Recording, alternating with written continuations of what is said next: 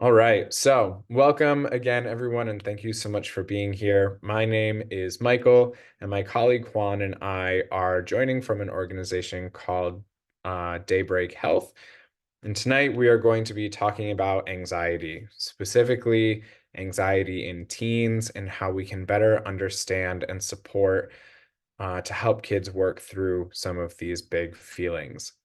Uh, Before we jump in, I just wanted to say thank you again to all of you for joining us, and thank you to everyone at Simi for hosting us tonight. We're really grateful to be here and be part of this community with you all. Jamie, do you want to say anything in terms of introduction? Yeah, thank you, Michael.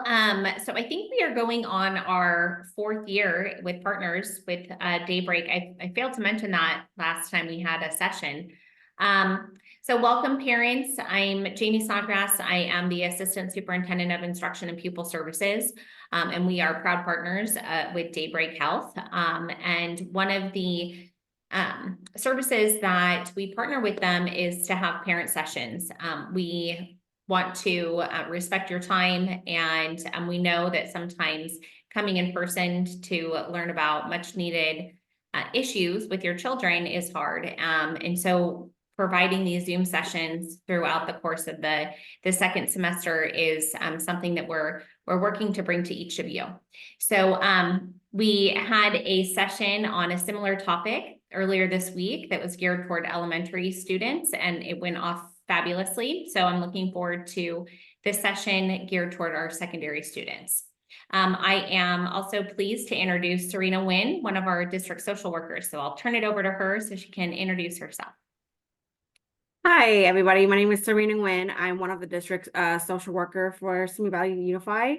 I don't want to take up too much time to talk about myself since we have a big topic to cover, but I get the privilege to go to and support all 28 schools. So all the students in the district that may need the additional support. I collaborate, work with administrators and counselors and school staff, pretty much anybody on campus. And parents as well, and that's the community to support our students when they're on and off campus. So I'm really excited for tonight's session. And if you guys have any questions, I know we're all going to work together and hopefully we can answer them. Awesome. Thank you both, and thank you for having us. All right, so a little bit about Daybreak. Like Jamie mentioned, this is our fourth year working together. We're really excited to be part of this community with you all. And our mission is to create a world where every young person has access to and benefits from the mental health support that they need. We do that in a couple of different ways through teletherapy, where kids can get connected to care virtually with one of our amazing clinicians, and also through these classes. Like Jamie mentioned, we want to make sure that you have all of the tools and resources and information that you need to show up for your kids in the best ways that you can, to be the best supports that you can, and to be able to take care of yourselves too. So we're really grateful to all of you for being here, for joining us in this mission, and I'm going to turn it over to Juan to introduce himself. Hi, everybody. My name is Juan Trevino, and I am a licensed clinical social worker. I'm the National Clinical Director at Daybreak Health, but what I really am is someone who's dedicated a career to working with children and their families, mostly in the school setting, but I have worked in private practice as well. And my specialties include depression, anxiety, anger management, and familial issues. But again, like I mentioned, my passion is working with children and their families, and just really excited to be here and to share some insights with you all on understanding anxiety and working with your children. So thanks so much for having me. Thanks, Juan. And again, my name is Michael. I'm the manager of our virtual classes program. So I help to develop and organize, facilitate all of our sessions. My background is in psychology and visual arts, specifically running mental health classes. And I also currently work as a digital crisis counselor for a youth suicide prevention hotline. And I'm similar to Juan, really looking forward to having this conversation. I know it's not always easy to make time for these kinds of conversations. It's not always easy to talk about, but it is so important, coming together, learning new skills, sharing about our experiences is the best way that we can start to show up for our kids and make sure that they have all of the resources and support that they need. So tonight we'll start by talking about the prevalence and the impact of anxiety. We'll take a look at what's the difference between feeling anxiety, feeling stressed, and having an anxiety disorder. We'll talk about some signs and symptoms that anxiety might be getting to a place where maybe we need a little bit of extra help. And then we'll move into strategies. We really want to make sure that you walk away with some solid coping skills and ideas that you can take away to try to use with your kids ASAP. So then at the end, we'll share about some resources and we'll have time for that Q&A. But again, if any questions come up as we go through, please feel free to put them in the chat or the Q&A. And I'm seeing a lot of wonderful sharing happening in the chat already. Like I mentioned, any reason to be here is a good reason to be here, but trying to get new perspectives, trying to figure out how to respond appropriately, wanting to learn a little bit more about baseline emotions, resources. These are all really incredible questions and things that hopefully we'll touch on tonight and get you some insight into. All right, so to start us off, how common is anxiety? Unfortunately, it is very common, especially among teenagers.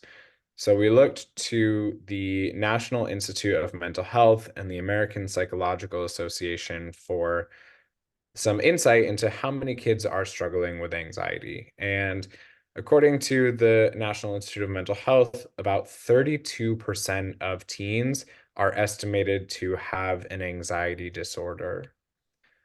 About 8.3% of those teens experience some sort of severe impairment due to the symptoms of their anxiety. And about 10% of teens report that they believe that they're getting lower grades than they think they could get because of stress. And what these numbers tell me is that there's a lot of kids who need support, who need skills, who need coping strategies, coaching to build up their capacity to deal with anxiety. I wish that we could bring these numbers down to zero. I wish we could make it so that no kids were experiencing these sort of severe impairments. But while we can't do that, what we can do is come together, have these kinds of conversations, make sure that kids know they're not alone, that if your child is struggling, if your family is struggling, you're not alone. And we can start by making sure that we talk about these things and talk about how to get kids the support that they need. Yes. Okay, sorry, just looking at the chat, and I really appreciate everyone's comments. It really helps gives this perspective. But what I want to start with is this idea of what anxiety feels like, right? And it's like this constant feeling where you want to reach out to someone, but you feel like you're bothering them. You ever have something like you order something and it's not quite right, but you don't want to say something because you don't want to bother someone else? That's what it can feel like. But where I really want to start, Michael mentioned, and I'm seeing in the chat this idea of my teenager and helping them deal with anxiety. I think the first thing we can do as parents is truly understand it and understand where teenagers are. So I'm going backwards a little bit, but I want to start there with this idea that teenagers have an underdeveloped prefrontal cortex, that ability to reason, right? We call this executive functioning sometimes. What it really is reasoning, decision-making, thinking about consequences, risk-taking behavior. But the part of the brain that really is developed at this moment is the limbic system, the amygdala, fight or flight, right? So teens are going to be more reactive emotionally, and that's where they are developmentally. And so a lot of what we're going to talk about today is getting them to use that prefrontal cortex, that reasoning, that talking back. So the first place we need to start with is, how do we have compassion for what teens are feeling, right? It's really important that we understand neurologically, physiologically where our children are, because it can be very difficult. And yes, anxiety is a normal reaction to stress or danger, right? Like sometimes we actually should be feeling anxiety. It's what we can call like expected, right? It's situational. I'm taking a test. The situation means anxiety is heightened, right? So really important, this idea of when it's normal to have it, sensing danger, right? And as parents, we have to understand that piece that it's happening, that they are experiencing it, that it can be a bit at a higher level than what we would feel because their teenage brain experiences higher highs, lower lows, more panic, and difficulty shifting back, right? When I say shifting back, shifting away from that emotional response. So our normal reaction, our typical reactions to situations, yeah, they should be experienced, right? And so when we think about what's a typical reaction, having to study for a test, I feel anxious. Yeah, you absolutely should. But if we stay in the limbic system, we're not able to shift to, okay, what do I need then?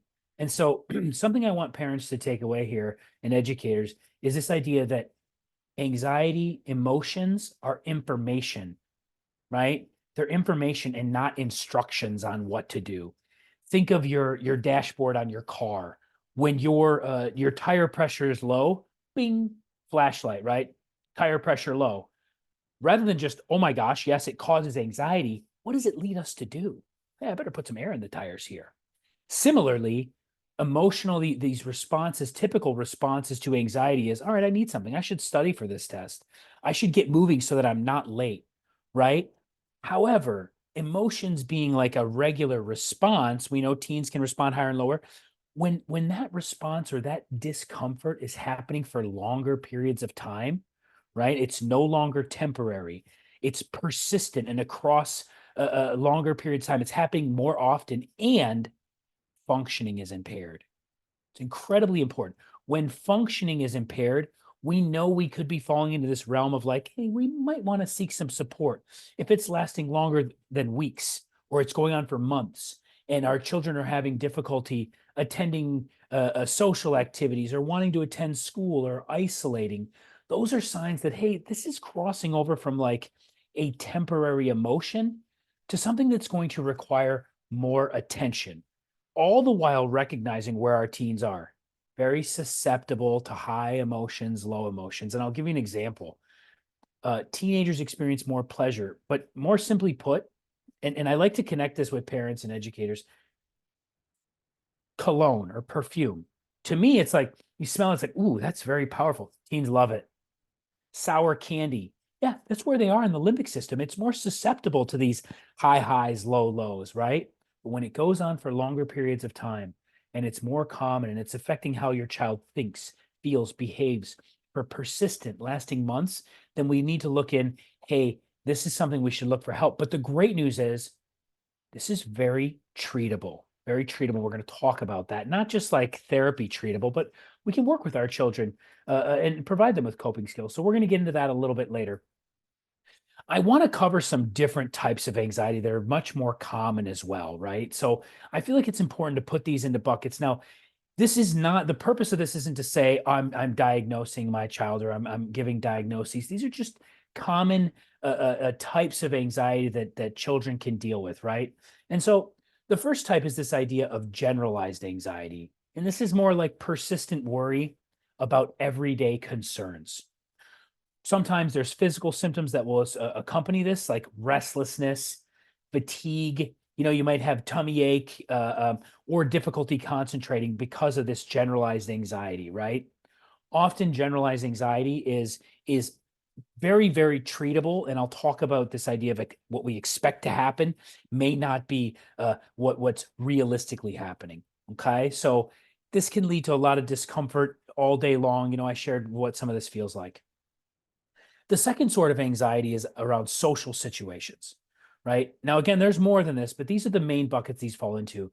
And this is the idea of experiencing fear in social situations, fear of judgment, or being negatively evaluated by our peers, right? Someone's going to think negatively of us.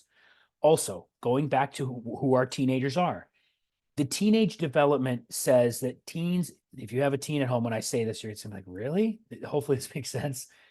They're egocentric, meaning they can feel like the center of the universe, right? Like everyone's looking at them or judging them, right? So the idea of experiencing negative uh, judgment from others can be very common for teens, right? We're going to experience this, but when it goes on for longer periods of time, again, it's something we want to pay attention to and provide support around.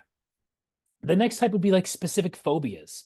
This is like irrational fears of objects or situations, and it can be like heights, spiders, enclosed spaces, right? And what this results in is like avoidance of situations, objects that can really, when it starts to limit people's lives, right? It limits their ability to function. Again, it's something we want to really pay attention to.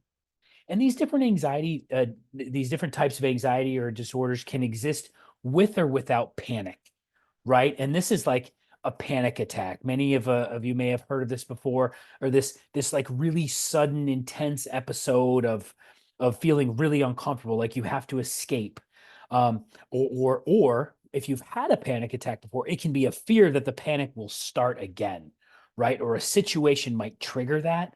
And so this can really cause a heightened sense of like panic, avoidance. Again, the overall, when we're experiencing one of these, when functioning is impaired, we absolutely want to be paying attention. And I'm going to go through some different ways we can help our teens deal with that. So hopefully you have this sense of these are the different types of anxiety.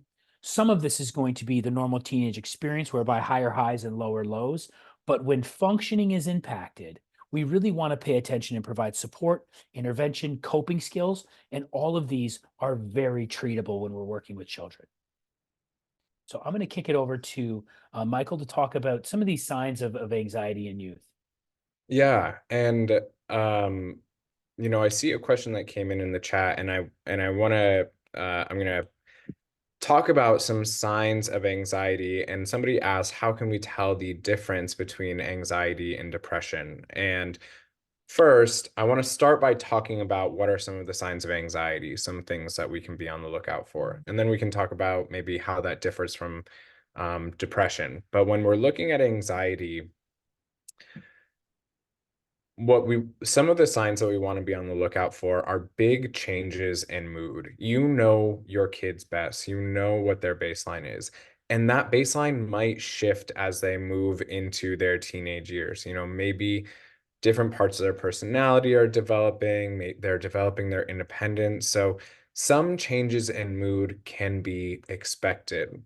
That being said, like Juan said, when we're seeing them persistent, when we can't snap out of them, that's when it might be a concern.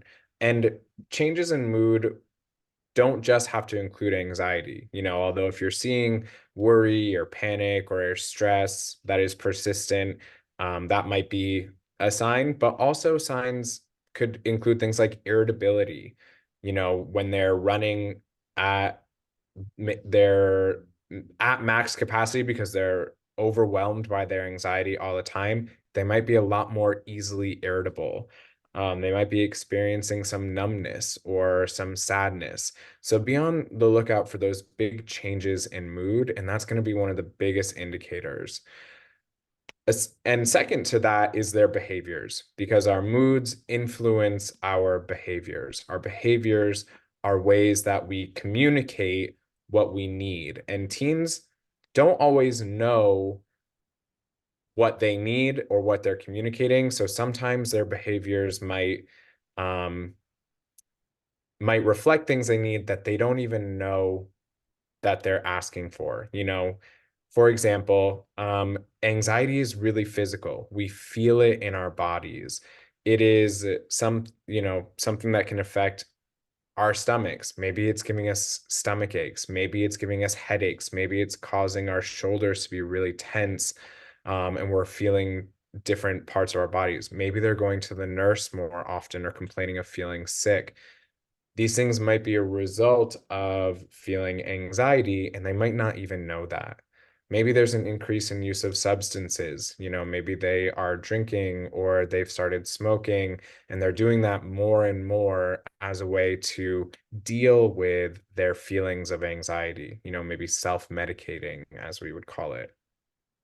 You might notice changes in their appetite or their sleeping habits. Again, these things can be expected to some degree as they're growing, their bodies are changing, they're going to need different amounts of sleep, they're going to eat differently. But when we see that impairing their functioning, are they having so much trouble falling asleep that they're only getting a couple hours and then they're falling asleep in class? Or are they restricting how much they're eating in a way that's making them lose weight rapidly? Or are they eating more than they were before, maybe as a coping mechanism also, and they're gaining weight really rapidly? These big changes, avoidance, procrastination from that fear, low motivation, not turning in homework or declining grades, maybe refusing to go to school. These all might be signs that your child is struggling with anxiety. And I want to note that a lot of these might seem like what we would call bad behaviors or disrespectful. And I think it's important to recognize that, like Juan said, where they're coming from, they don't have full control. They don't have the full capacity to rationally think through some of these big feelings. They're living in the amygdala, in that fight or flight response. They don't have the same capacities to logically think. And so, how can we engage that thinking brain to help them have better coping skills, better behaviors, that aren't, quite so disruptive to their lives? And Juan, do you want to jump in and talk a little bit about how anxiety and depression, what you might want to look out for, that where it's different? Yeah, absolutely. So this idea of mood, sometimes I like to call anxiety and depression cousins in many ways, right? This idea that they kind of can run hand in hand. They hang out together quite a bit, whereby I'm feeling anxious, fearful of something, and that can change my mood around wanting to engage or initiate tasks, isolation. So oftentimes they can really run hand in hand. So we want to pay attention for both, and it's not a matter of it's one or the other differentiating. It's a matter of recognizing, okay, we need some skills here and skill build around the two, because I get the two end up uh, um, comorbid sometimes. And so we want to really be paying attention to one versus the other, but more importantly, what the coping skill is that we can do to help support youth in dealing. And so that's kind of where I want to head next. When we talk about, this idea of supporting youth, and I think this is the bulk of why many of you are here. Really want to hit on this idea of I'm feeling this way, and I want to use grounding. You might have heard that, or increasing sense of control. Back to where I was initially, of the limbic system. I have a fidget here. It's a little frog. A frog feels danger, runs away, gone, right? And that's where that system exists. That's really over stimulated as a teen, but we're not able to think about, okay, if the frog really thought about, is this actually dangerous? Is there something bad going on? So if we can shift teens into using that prefrontal cortex, this is the basis for our support. So this idea is, by being able to do that, you can begin to work through. So increasing a sense of control, right? This idea of, here's what I expect to happen. And I'm going to give you a little, some letters. It'll be really easy to remember. And they are ERG, expectation. So if I'm able to get out of the limbic system and really think about what's happening, I can start to engage my teen about, what do you think is going to happen here? What is your expectation? There's the E. Tell me all about that. Well, people are going to judge me, or I'm going to do horribly, or better yet, a very simple one. I worked with a teen who was very afraid of an elevator. Okay, I'm afraid of elevator. I'm afraid of heights. I'm going to get stuck. I'm never going to get out. Okay. In reality, how often, and we start to dig in and use that prefrontal cortex to plan around this and really think about it and problem solve. How often do people get stuck in elevators truly? Not very often. How many times did someone go in the elevator today at school? Well, I'm going to watch a few. Nothing happened, right? We can begin to use reality and increase their sense of control, right?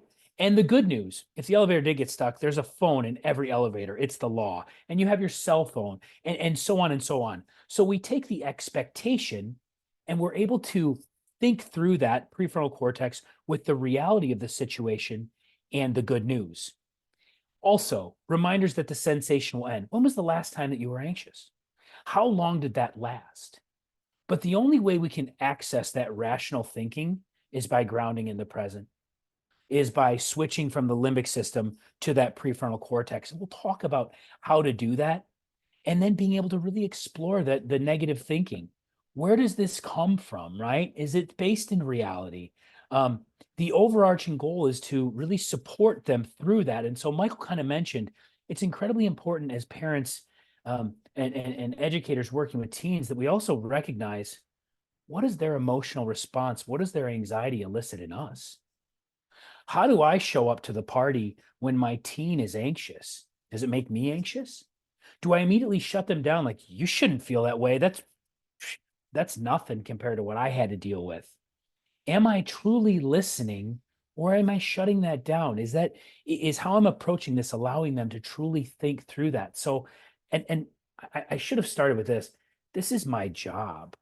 I talk about this for a living. And yet with my own children, it's incredibly difficult to come to that party and understand, like, wait, how am I responding? When my child is anxious, usually I meet them right there. When they're in the limbic system, so am I. What happens when that happens? When they're argumentative, I don't want to try coping skills. Well, you really should. And there I am having that conversation. So we really want to be able to be in a place where we can explore those thoughts, where we can remind them about the sensations. Here's where you're at. And this is how long it lasted last time, 5 minutes. If we can implement coping skills, and the next time they have anxiety, it lasts for 4 minutes, it's progress. And 3 minutes and 2. And before you know it, I only was anxious 3 times that week and 2 times that week, right? And as I mentioned, sometimes anxiety is a reaction we should be having to a real situation, to studying, okay, right? That should guide us. What do we need when I feel anxious about school? Feeling anxious. If I use that as instructions, I'm gonna run and hide. I'm the frog, I'm running away. But if I really ground myself and can problem solve, it's like, if I had all the answers to the test, I wouldn't feel this way. How do I get all the answers to the test? Study guide. Okay. Who can help me fill out the study guide? Oh, teacher, study group, friend. However, we're gaining that resource. Okay. Now I have the resource to teach me the answers to the test. I study that test in a call to action, and I've allowed that anxiety to work through me, right? But for supporting with this anxiety, the overarching theme here is we need to get to the place where we can access the prefrontal cortex and start to problem solve. And the only way that happens is by grounding ourselves. And we're going to talk next about that grounding piece and different ways we can do that. Okay, so I get this one all the time, and I can really relate with the chat. I can't get my child to use the coping skills. 1000%. Do you know how many times I've been with students over 20 years where I'm like, you know what you really need to do is take deep breaths. And they're like, Mr. Juan or Mr. Trevino, you can take that and shove it. It doesn't work. Fine. Totally agree. But if we understand why it can work, I'm switching you from your limbic system, fight or flight, to your prefrontal cortex by breathing, right? And so I love box breathing. In for 4 seconds, hold for 4 seconds, out for 4 seconds, hold for 4 seconds. Box breathing can absolutely work, right? If you don't love that, that's okay. I totally understand. It's not for everyone. And we need to pick solutions that truly work for our children. This might be later in the deck. So if I jump on yours, Michael, I apologize. Coloring. Do you ever wonder, like mandala? It was such a popular thing, those little coloring books. If you really think about what's happening there, I'm emotional. I start to color. Yeah, I'm paying attention to my senses. I'm coloring in the lines, right? This is another way of distracting ourselves and shifting from limbic system to prefrontal cortex. And in my experience, when we have those conversations, kids, like, actually anxiety lives here. And if we can learn to get outside of it, just calming, this can help us to problem solve, to think our way out. with, again, expectation, reality, good news, or emotions as a roadmap, right? Of telling us that we need to study and all those wonderful things. But it works because of exactly what it's doing, shifting limbic over to prefrontal cortex.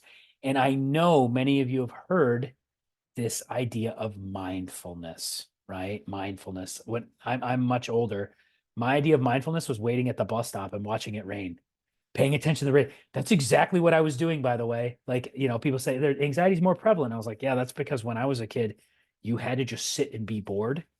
Mindfulness, distracting yourself with different things. That's what it really is. And I've used different methods for different kids.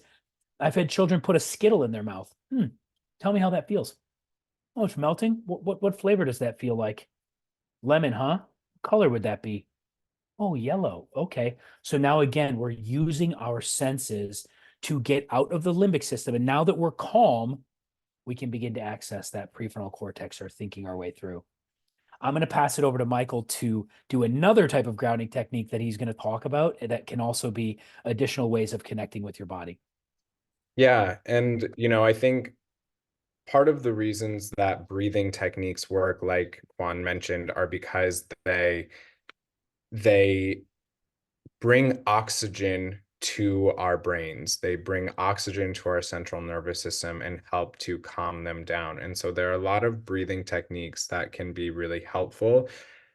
And like Juan mentioned, maybe your kids don't want to try them. That's okay. Not every coping skill is going to work for every kid. And it's about finding what coping skills do work and practicing those when they're feeling good, because when they're feeling upset, when they're overwhelmed, when they're overstimulated, it can be hard to remember the tools that we have to try to feel better. So if we practice these when they're feeling good, if we talk about it, after they've calmed down, talk about how did that feel? What happened when we took our deep breaths? Trying to calm them down so you can get to a place so you can talk about it. That's going to be the way that you can practice so that next time when those feelings start to come up, before they get big, we can try to lower them a little bit. Box breathing on the screen, one of my favorites. You breathe in for 4 seconds, you hold it for 4 seconds, you breathe out for 4 seconds, hold for 4 seconds, and just continue on. And doing that, 5, 10, 15 times, it's going to get that oxygen to your brain. It's going to calm down your central nervous system. Similarly, like Juan mentioned, engaging different parts of our body, engaging different parts of our senses. When we're feeling anxious, we are not in the present moment. We're thinking about the future. We're worried about something that hasn't happened yet. We're thinking about the past. We're worried. We're stressed about something that we already did. We want to try to get into the present moment where it's actually okay and get ourselves calmed down enough to deal with whatever might be coming. So a couple that I really like, especially I use when I'm talking to kids on the hotline, is the 5, 4, 3, 2, 1 exercise, because it engages all of those different senses. So you start with 5 things that you can see. Maybe you know, look around and pick out things of a certain color, or just name 5 random things that you can see. 4 things that you can feel: the shirt on my shoulders, the pen in my hands, the ground underneath my feet. 3 things that you can hear, 2 things that you can smell, and 1 thing that you can taste. And what this does, it distracts from whatever you're thinking about and engages all of those senses and can help to ground you in this present moment. Body scans are also really helpful, and you can use this with sort of a relaxation technique. So starting at the very top of your head and moving down to your toes, just going through and taking stock of how does each part feel? How does it feel at the very top of my head? How about my jaw? Am I holding tension in my jaw? Can I relax that? What about my tongue? Can I relax that? My shoulders, can I relax those? And moving all the way down into all into your legs, into your toes, and then maybe going back up. But these can be helpful in just taking stock of where you are and releasing some of that tension. Some other strategies that engage the body, again, because there's that physical element to it, exercises like clenching your fists really, really tight and then releasing it can sort of build up that pressure and then give you a sense of relief in your body that can bring you a sense of emotional relief in that moment. And these are things that they can do, and nobody even has to know. You can practice these skills and they can use them when they're feeling anxious.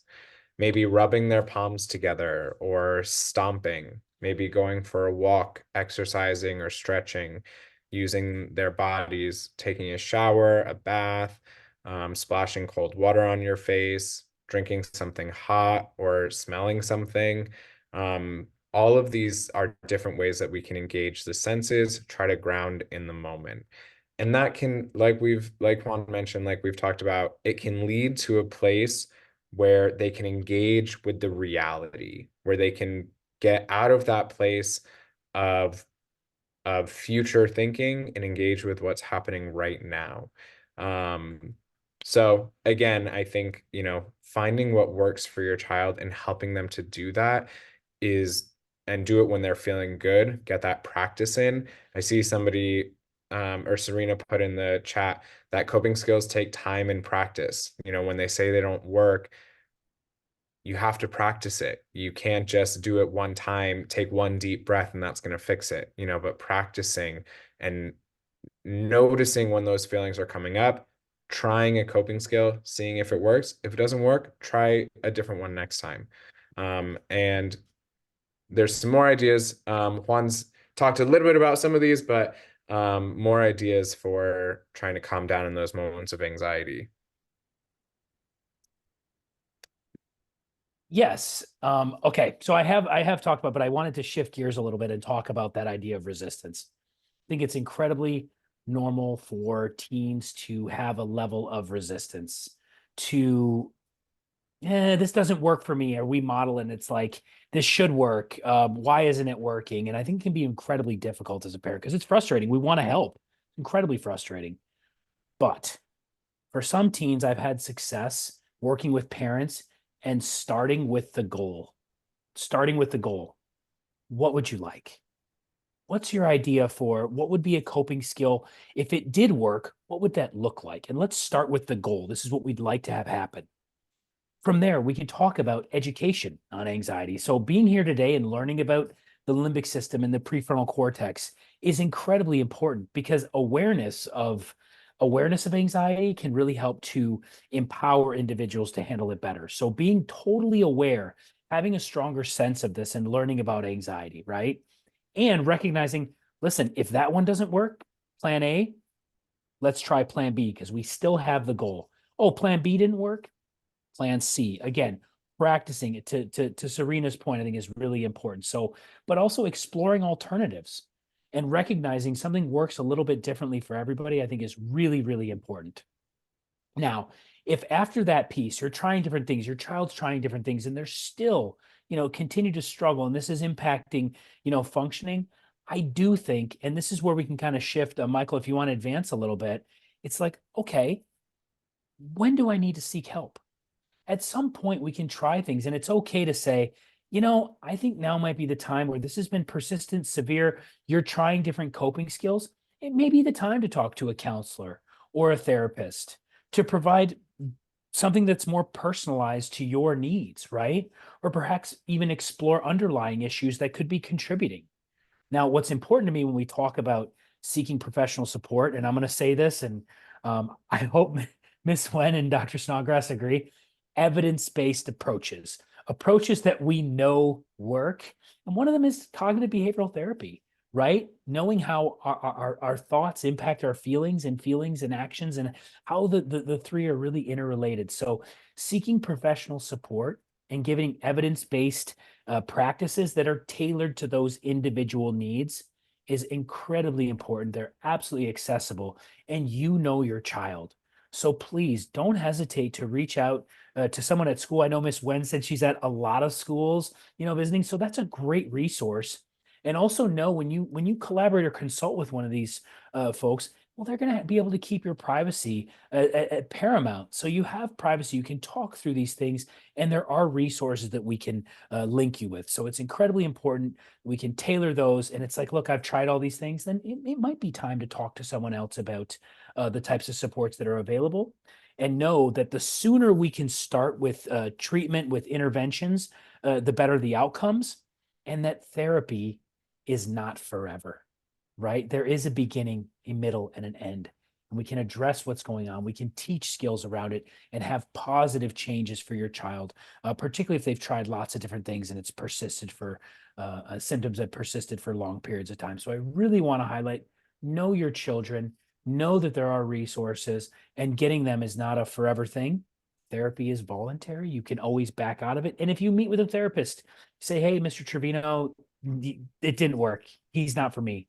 I can help you find someone who is, because finding the right fit is really important.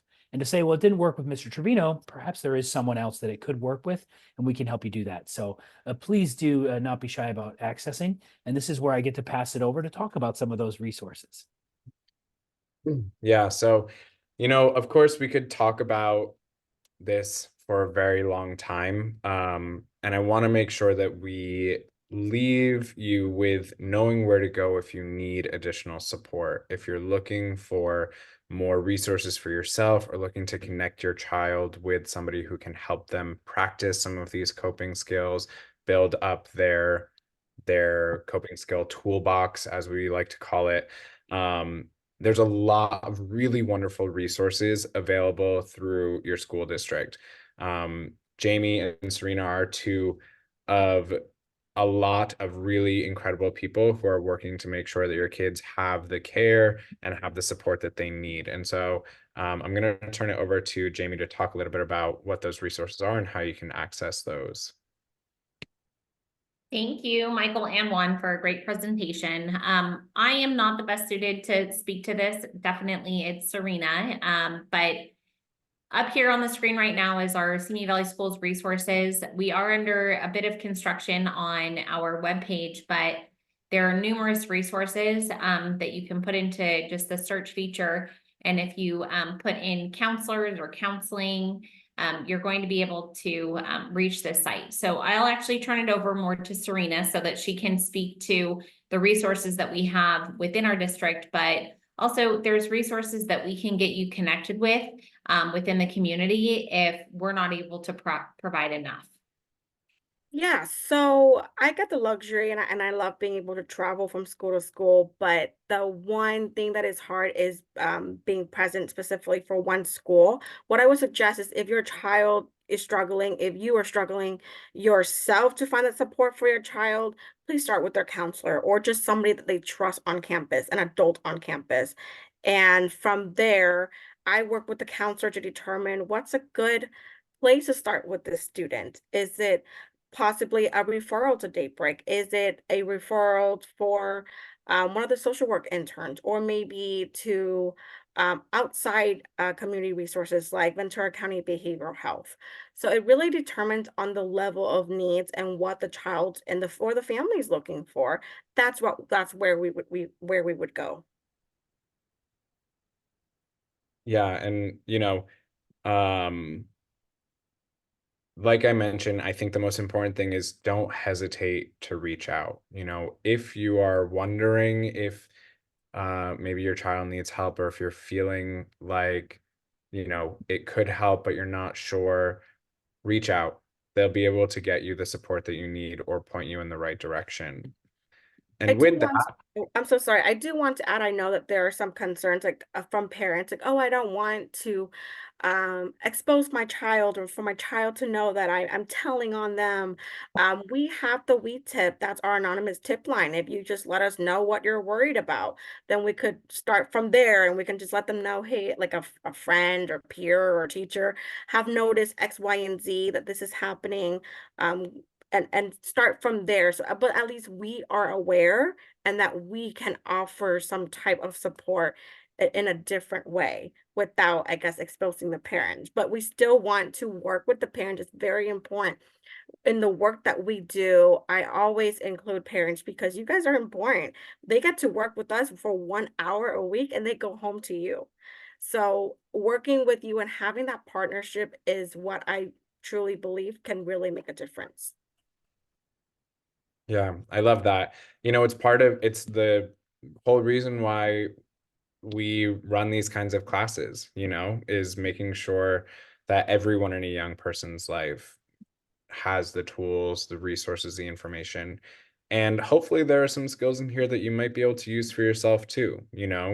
Those breathing exercises, that 5, 4, 3, 2, 1, they can be helpful for all of us in moments of stress. And finding what works for you personally too is going to make you that much better equipped to support your child if you're noticing it in them as well. Because you can talk about, hey, this is what I do, this is what works for me.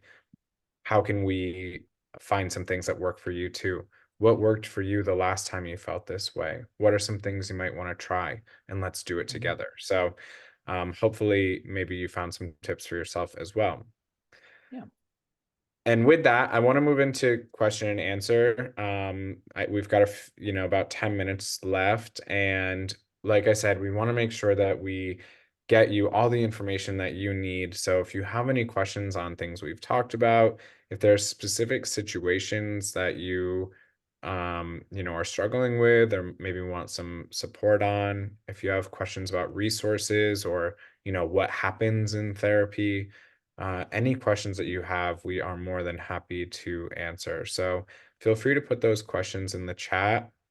You can also put them in the Q&A and submit them anonymously, or you can use the raise hand feature. So if you press raise hand at the bottom of the screen, we can let you unmute yourself and share verbally. It will say that if you share verbally, that would be included in the recording.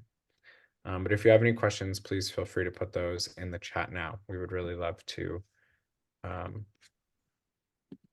to help out if we can. And while you are maybe thinking about your questions or typing them out, I will let you know one last logistic, which is that we have a feedback form. Our feedback form is just a few questions. It's anonymous, and it really helps us to know what you liked, things that you think we could work on, things that you learned that you want to make sure that next time we run this, we really focus on that and help other parents learn that too. Whatever you have to share is really, really helpful for us to make sure that we're providing the best possible experiences and always getting better. So I'm going to put the link to that feedback form in the chat as well. And I see a couple questions that came in. Let's go to the one that came in the chat first. I would love help in finding a therapist for my son to talk to and dealing with loss of a sibling. We lost my daughter and he's been having a lot of emotional challenges and trying to deal with the loss. Oh, really sorry to hear about your loss. When you think of, first of all, just my condolences, but when you think about something like grief and loss, what I would recommend is connecting with a clinician who specializes in grief and loss. Finding a clinician who specializes in grief and loss, who you feel like would best connect with your child. And sometimes that's having a similar background, having a specialty in grief and loss, or just having another connection. I know when we're working with kids, we often will ask them that, like during intakes, what are you looking for? And we get the strangest requests from students where they're like, I want someone who knows about comic books or sneakers or music and specializes in grief and loss. And that can just be enough to build that strong therapeutic alliance. So when you think about finding someone for your child to deal with this grief, start with the specialty. And most clinicians are going to have a specialty right there on their homepage. I know Serena likely has resources there, but certainly with Daybreak, we have counselors that specialize in just that. Yeah, thank you, Juan. If you don't mind, Sean, you can email me. I can start there working with you with the school site, making sure that you are connected to the right place. Daybreak, I know also offers that support, but locally we also have like grief support group, not just for the child, but also for the family as well. So whether that's for you or other family members in the house that have been affected by this loss. So please email me. And I know that grief affects our students in so many different ways, including academics. So what does that look like in the school? How is, your son is being affected by it? And, we also want to make sure that we have the right support for him as well when he is on campus. Yeah. Serena, you guys are circling the wagons. I absolutely love it. And those resources of, folks at school knowing, respecting privacy, being able to provide support is just perfect. Yeah. Michael, there was another one in the chat that I'm happy to address. A parent asked, what should we absolutely not do? When dealing with anxiety? And that's actually a really great question. I think there's a few things we need to be careful of. One is being completely dismissive, right? Just like, oh, you're fine. It's not a big deal. Just relax, because we're really encouraging our child to shut down. Now the opposite end of that is overreacting, right? And taking it too seriously, right? We need to maintain calm, right? And so sometimes if our child is very emotional and we become very emotional, that's also not going to help, right? When we think about certain types of anxiety, forcing exposure to those things can make it worse. Like, oh, you're afraid of heights. Let me, show you the window. Not a good idea, right? But I think overall, just listening, not overreacting, and truly putting yourself in a position of just understanding and seeking support and resources when you need to. Yeah, I think a little bit of all those things. Yeah.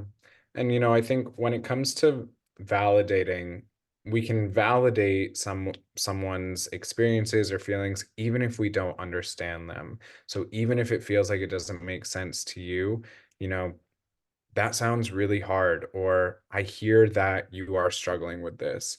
How can I support you right now? Do you want to work on solutions? Do you just want someone to talk to? Validating what they're experiencing. Because, like Juan said, if we dismiss it or we say, I had it a lot worse when I was your age, or that doesn't sound like a big deal to me, it's just that tells your child that they're not going to be taken seriously when they come looking for support. And so they won't share those things moving forward. We want to create space where they feel okay to talk about those things. Another question that came in, my daughter is in need of DBT, but it is so expensive for a comprehensive program. Do you have any recommendations? I will say, please again email me. I can start there. DBT is very similar to CBT, which is what Juan was talking about. It just adds a component of mindfulness just to regulate, your nervous system, in order to use that prefrontal cortex to challenge the thoughts that are triggering those anxiety feelings. So please again email me. We can start from there. Love it. Thank you. All right. Do we have any more questions? These are really, really great questions. And, I'm sure if they're questions that you have, they're questions that other people probably have too. So if there are any more questions, please feel free to put those in the chat or the Q&A. And I'm going to link to that feedback form one more time, if you want to open it up, and you can fill that out after we close out. I just want to share something since I know if you guys are still thinking about your question. I get to work with a lot of of our kids in the district, and one of the thing that our kids, and I get to work from like kindergarten to all the way up to high school, mainly with our secondary students. And something that my students always tell me is that I wish my parents would know what I'm feeling or what I'm going through. And so the fact that you all took your time to be with us this past hour at 6 o'clock, as a parent, I know I don't want to be on a Zoom call. I don't want to attend any webinar. I want to kick my feet up and watch TV and just chill and relax. But for you to take your time to understand what is anxiety, how, and you guys have been asking great questions. How can I help my child? What should I not do?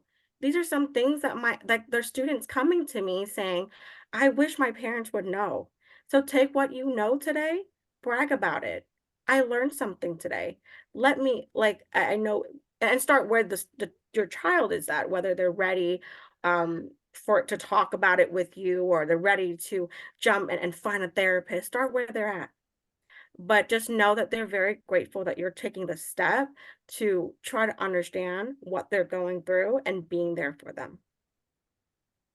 Yeah, that was really, really beautifully said. And I agree. I hope you all give yourselves a pat on the back for being here, for sharing, for trying to learn something new and trying to show up as your best self to help your kids be their best selves. You know, talking about mental health is really, really hard, but the fact that you're here really means a lot. And I hope you, yeah, I hope you give yourselves a pat on the back. And we will have presentations coming up. Our next session is going to focus on, let me just pull